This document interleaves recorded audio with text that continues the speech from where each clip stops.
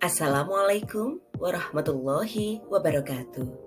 Salam dan bahagia Bapak Ibu. Berjumpa kembali dalam koneksi antar materi modul 2.1 bersama dengan saya Ika Pusparona, CGP Angkatan 7 kelas 57 dari Kabupaten Kediri, Provinsi Jawa Timur. Dengan fasilitator Bapak Teguh Supriyadi dan pengajar praktik Ibu Ida Yuliastuti.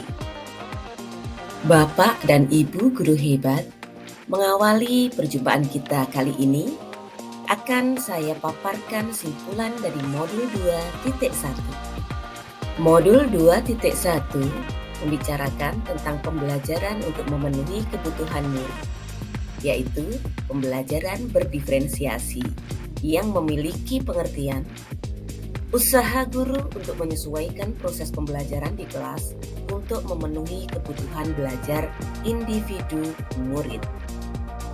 Kebutuhan belajar murid meliputi 3 hal. Yang pertama, kesiapan belajar. Kedua, minat.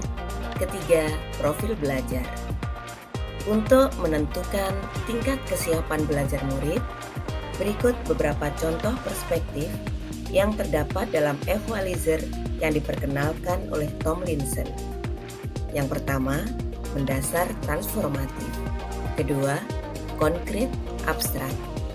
Ketiga, sederhana kompleks. Keempat, terstruktur terbuka. Kelima, tergantung mandiri. Dan yang keenam, lambat cepat. Kebutuhan belajar murid berikutnya adalah minat. Untuk membantu guru mempertimbangkan pilihan yang mungkin dapat diberikan pada murid, guru dapat mempertimbangkan area minat dan moda ekspresi yang mungkin digunakan oleh murid. Yang pertama, area kegemaran, meliputi seni, teknologi, sains, olahraga, musik, ilmu sosial, jurnalistik, kerajinan, dan sebagainya. Yang kedua, moda ekspresi berupa lisan, tulis, artistik, rancang bangun, dan abstrak. Kebutuhan belajar murid yang ketiga adalah profil belajar. Untuk mengetahui profil belajar murid, perlu diperhatikan beberapa faktor. Di antaranya, yang pertama, lingkungan belajar murid. Misalnya, yang terkait dengan suhu ruangan, tingkat kebisingan, jumlah cahaya, dan lain sebagainya. Yang kedua, pengaruh budaya, yaitu mereka memiliki kebiasaan tersendiri, di antaranya santai, pendiam, ekspresif, personal, impersonal, dan sebagainya. Ketiga, gaya belajar. Nah, untuk gaya belajar ini terdapat 3 hal, yaitu visual, auditori, dan kinestetik. Bapak dan Ibu guru hebat, berikut adalah beberapa cara yang dapat dilakukan oleh guru untuk mengetahui kebutuhan murid. Yang pertama, mengamati perilaku murid. Kedua, mencari tahu pengetahuan awal yang dimiliki oleh murid. Ketiga, menggunakan berbagai penilaian diagnostik. Keempat, mencatat kebutuhan yang diperoleh dari proses penilaian. Kelima, bertanya atau berdiskusi dengan murid. Keenam, melakukan survei. Dan yang ketujuh, melakukan refleksi. Berikutnya, mari kita bahas tentang jenis pembelajaran berdiferensiasi. Pembelajaran berdiferensiasi meliputi 3 aspek. Yang pertama, diferensiasi proses, yaitu guru menyiapkan variasi tindakan yang dilakukan terhadap murid selama proses pembelajaran berlangsung. Kedua, diferensiasi konten.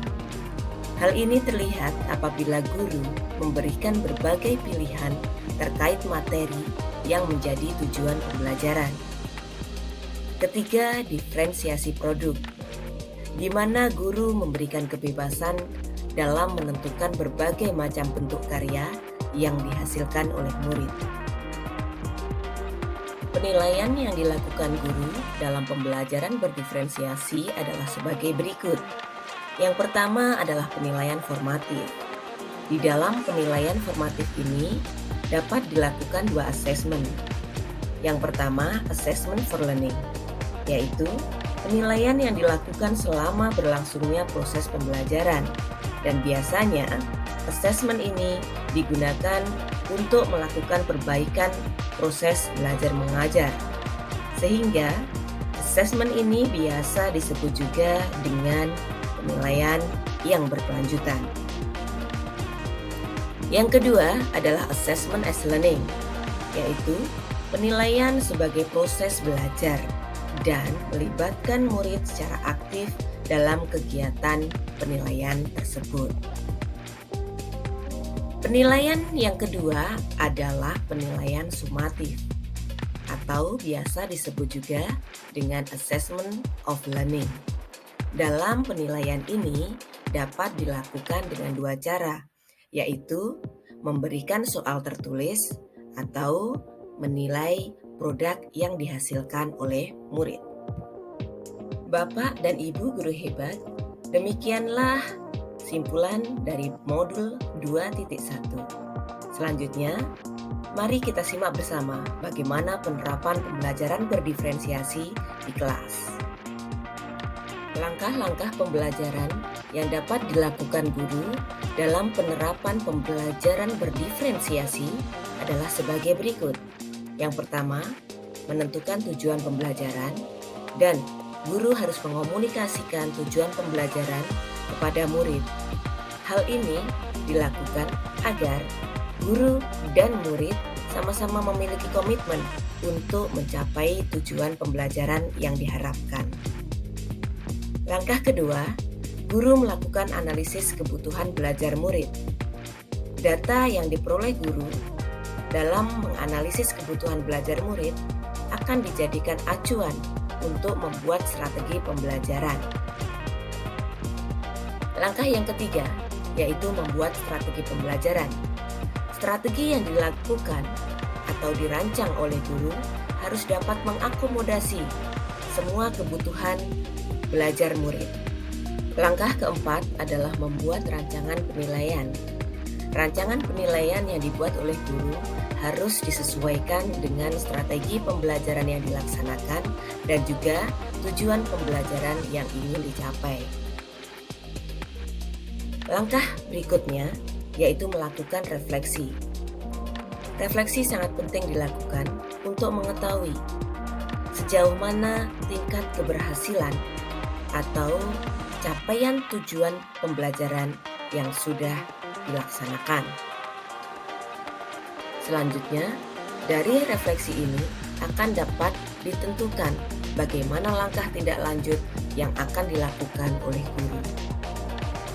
Bapak dan Ibu guru hebat, selanjutnya akan saya paparkan dampak pembelajaran berdiferensiasi terhadap murid dan capaian hasil belajar. Pembelajaran berdiferensiasi merupakan strategi pembelajaran yang sangat cocok untuk mengakomodasi seluruh kebutuhan individu murid di dalam kelas. Mengapa demikian? Karena di dalam pembelajaran, guru berupaya mengakomodasi semua kebutuhan murid dengan memberikan perlakuan yang berbeda kepada setiap murid sesuai dengan kebutuhan belajar mereka masing-masing. Sehingga akan tercipta suasana belajar yang nyaman dan menyenangkan bagi murid. Dengan demikian, maka semangat belajar murid akan meningkat dan tujuan pembelajaran akan tercapai secara optimal. Bapak dan Ibu guru hebat, selanjutnya akan saya jelaskan keterkaitan antar materi dalam modul ini dengan modul-modul sebelumnya yang terdapat di pendidikan guru penggerak. Dalam modul 2.1 membahas tentang penerapan pembelajaran berdiferensiasi sebagai salah satu strategi pembelajaran yang dapat digunakan untuk memenuhi kebutuhan belajar murid. Pada modul 1.1 yang membahas tentang filosofi Ki Hajar Dewantara bahwa Pembelajaran adalah menuntun kodrat anak sesuai dengan kodrat alam dan zamannya. Dengan demikian, pembelajaran berdiferensiasi ini sangat sesuai dengan filosofi KHD tersebut. Penerapan pembelajaran berdiferensiasi pada modul 2.1 ini merupakan perwujudan dari nilai dan peran guru penggerak sebagai pemimpin pembelajaran yang berpihak kepada murid yang terdapat pada modul 1.2. Penerapan pembelajaran berdiferensiasi pada modul 2.1 ini dapat dijadikan langkah awal untuk mewujudkan visi dan prakarsa perubahan yang telah disusun pada modul 1.3. Salah satu indikator telah terciptanya budaya positif di sekolah seperti yang telah dipaparkan pada modul 1.4 adalah pemenuhan kebutuhan belajar murid oleh guru. Hal ini dapat diakomodasi dengan penerapan pembelajaran berdiferensiasi. Dengan demikian dapat disimpulkan bahwa penerapan pembelajaran berdiferensiasi pada modul 2.1 ini merupakan kegiatan nyata yang dilakukan oleh guru di dalam kelas guna mewujudkan modul 1.1, 1.2, 1.3, dan 1.4. Bapak dan Ibu guru hebat, terima kasih sudah menyaksikan tayangan ini hingga selesai. Salam guru penggerak, bergerak, bergerak, menggerakkan. Wassalamualaikum warahmatullahi wabarakatuh. Kita berjumpa lagi pada tayangan berikutnya.